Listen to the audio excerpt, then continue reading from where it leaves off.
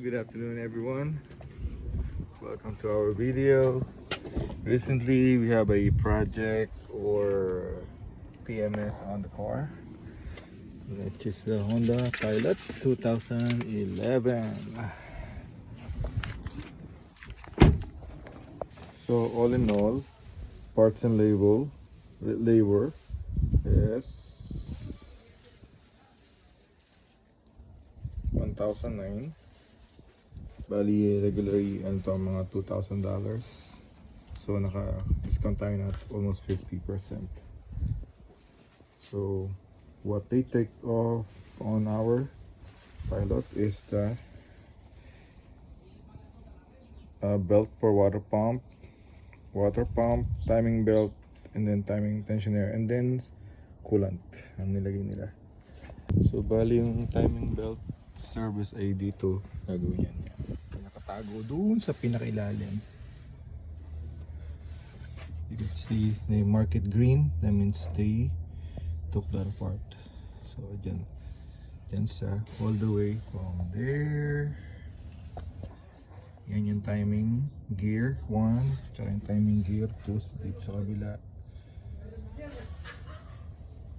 So I could do it, but it will take me a lot of time, so we have to pay. You know, sometimes pag kaya nga natin, pero it will take a lot of time of our, so pinagawa na natin. So yan. So bali ito yung tinanggal nila. This is the water pump belt, timing belt.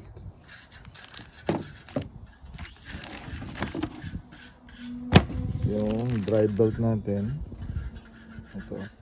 So minarking na siya kung talagang tinanggal niya. So pinalitan na siya ng bago. And then the water pump.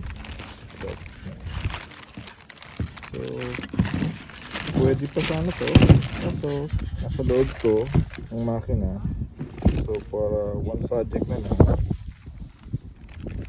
tinanggal na lang nila. Pinatanggal ko lang pala at palitan ng bago.